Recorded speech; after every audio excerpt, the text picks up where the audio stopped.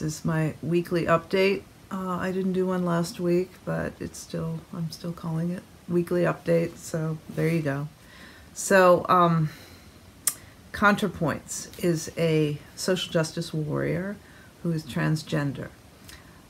He recently transitioned to she, and very intelligent person. I think she is a philosophy doctoral candidate who dropped out, as many people are dropping out of academia these days for a variety of reasons, not the least of which is indoctrination of the postmodern sort.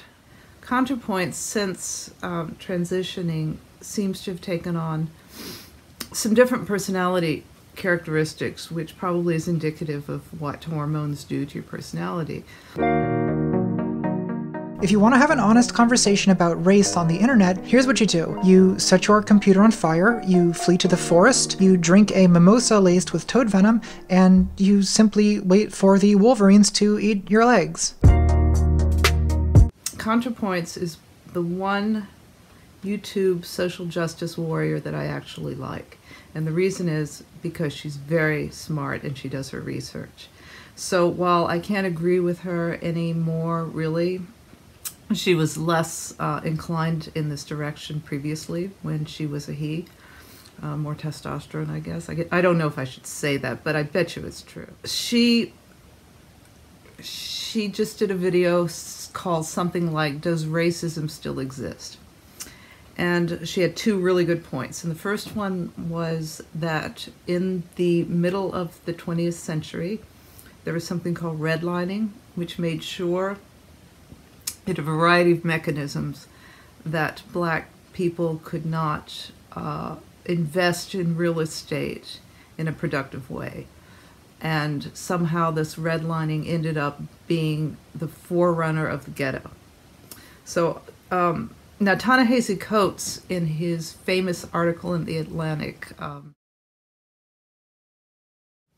I guess it was a couple of years ago, The Case for Reparations, this was his argument. And I think that this is a valid argument. I think this is something really worth considering when you're trying to figure out what to do about racism. I think that this is something that really needs to be taken into consideration.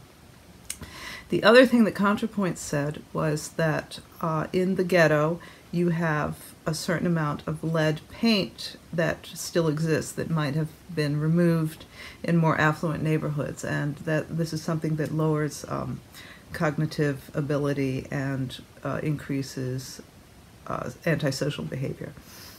That's a very good point as well, and I think that's something that also has to be taken into consideration if you are considering doing anything about race relations. Now, Ta-Nehisi Coates, like I said, it was his article that brought this to the forefront. But the trouble with Ta-Nehisi Coates is, of course, he has the typical militant identitarian solution. You look at the world in terms of the injustice foisted on a group, and then demand that society radically reconfigure itself to accommodate that group as a punishment for previous infractions. And he makes a case for reparations. I can't remember how he spells out how the reparations should be. I would say that welfare to some extent could somehow be a canary in a coal mine for what reparations would look like. It's a mixed bag. I know most conservatives would say it doesn't work at all. Well, I can't agree with that. First of all, I'm not a conservative. But there is a certain percentage of the population that is never going to be able to work. And you're just going to have to accept that. There's a variety of reasons. Some of them are mental health issues. Some of them are cognitive issues. Early attachment trauma can really undermine someone for the duration of their life. So another thing is possibly this consideration of lead paint. So that's a problem. But on the other hand, a lot of the black population is undermined by the welfare system, and this is a huge problem, something I think about a lot. I do work with this population, and it's really a consideration. I look around me, I see women are doing very well. I see gay people are doing very well. I would say that black people are not doing so great, and I don't mean every single black person. Obviously, it's less of a cohesive group than identitarians would lead you to believe. But I'm talking about blacks living in poverty or near poverty or lower middle class. They're not doing that well. And where I don't think the problem is, the left blames this specifically on racism. And in the Washington Post the other day, there was actually an exposition of something that the right is saying all the time, which is, you can look at the war on poverty. In 40 years, the level of poverty has not declined in the urban population. And that's true. Of course, the Washington Post jumps the gun and says, well, it's due to racism. Well, that's a very simplistic solution. It's due to a variety of factors, and any problem is going to have a variety of factors, and you have to look at all the variables. And that is a big deficit of the left, is they only want to look at the racism. And in terms of the gender pay gap, for example, sexism accounts for maybe 1 or 2% of the variable, and the left will say it accounts for the entire problem. So I think you can infer that problems in the black community, while maybe racism is a higher percentage of the variables, nonetheless, it is not the only one. So the fact that social justice continues to make reprogramming and training and in-your-face activism the key issues is just endemic of a movement that has become stale and is aggressively trying to keep from becoming obsolete. And it will take people down with no remorse in order to do so, and this has become obvious. Just look at the way the social justice activists behaved. You look at the Sargon video and the Christina Hoff Sommers videos from last week, and you can see that it's not about helping the people they purport to help. It's about being the loudest. It's about being on top. It's about having the most power because they see the world in terms of power, and to win means you're on top. So that is the objective of social justice at this point. And it is another element of it is sort of a moral high ground competition amongst upper middle class people. It looks to be something like that. Racism, yes, it still exists, but you need to clearly define it if you're going to look at it as a variable, and not broadly define it to perpetuate the lucrative diversity training industry. Now, there's someone I bring up a lot, and that's Daryl Wing Su, who is the originator of, or at least the popularizer of, the term microaggressions, and he's a very, I suspect he's a very wealthy man. He was the official diversity trainer, per se, of the Clinton administration, so he's been around for a while. And it's a lucrative industry. And when I look into people who are offering these trainings, it is always along this line of the social justice postmodern framework, and that leads me to believe that there's got to be a better way. Again, I'm not saying racism doesn't exist. I'm just saying it's one of the variables in this problem of what to do about the inner city poverty. And this takes me to another kind of poverty, which is rural white poverty. And both these demographics suffer from prejudice, anti-poverty prejudice. Don't forget two terms. One of them, of course, don't forget the term deplorables. That has become so ingrained in the vernacular for good reason, because it's something that really should not have been said. The other thing is, of course, the phrase "poor white trash." So So both these demographics are subject to a type of prejudice that doesn't really have to do with race, that has to do with class.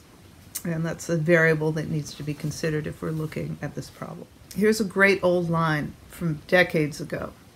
The Southerner hates the race, but loves the man. The Northerner loves the race, but hates the man. So think about that. Now I work with this population. I work with black people in poverty.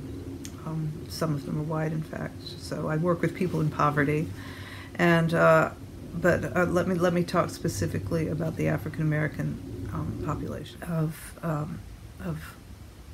not achieving, not measuring up to their potential.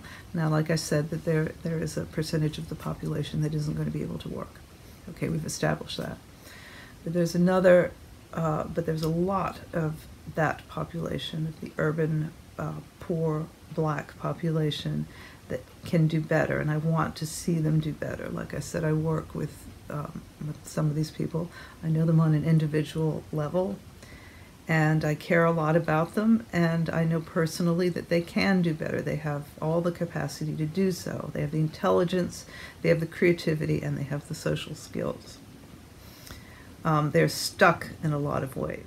The social justice movement, for what I can tell, is not concerned with this population. I don't see anything coming from that framework, from that group of individuals, that is helping the black, urban, poor in any way whatsoever.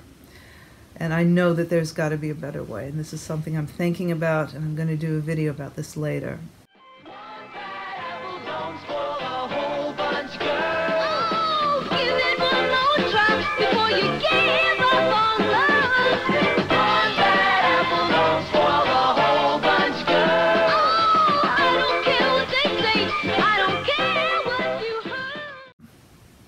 So I think one bad apple can spoil a whole bunch of girls. And that one bad apple would be someone like Harvey Weinstein.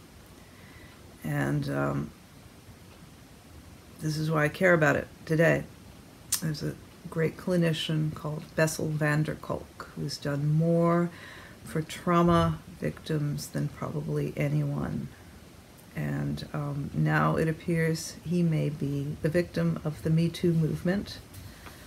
And I'm going to reserve judgment, as we all should. But this is a man who, if he's a victim of this, it's a big tragedy, because now they're pulling funding from his organization, and he had a particular amount of funding that required him to be part of the organization. They've since asked him to step down. They've essentially fired him. So there is $5 million that isn't going to go into a program for childhood trauma, and that's a disaster. I could talk all day about Trump not knowing things about guns or violent video games, but here's something that I actually really like, and I didn't even recognize part of this story until yesterday when I was reading about it. I really like Styxhexenhammer666 a lot. I don't follow enough politics to get it all, but he's great. He's really a unique individual. So I had a dream about him. And this dream had to do something with him putting a lot of work into something, not doing it perfectly, but putting the kind of effort into it that I realized in the dream I was not doing. And for me to be anything like him, I would have to be less lazy. And so the reason I think I dreamed about him is because he has kind of taken on an archetypal role. I would say that he's the what Jung would describe as the trickster.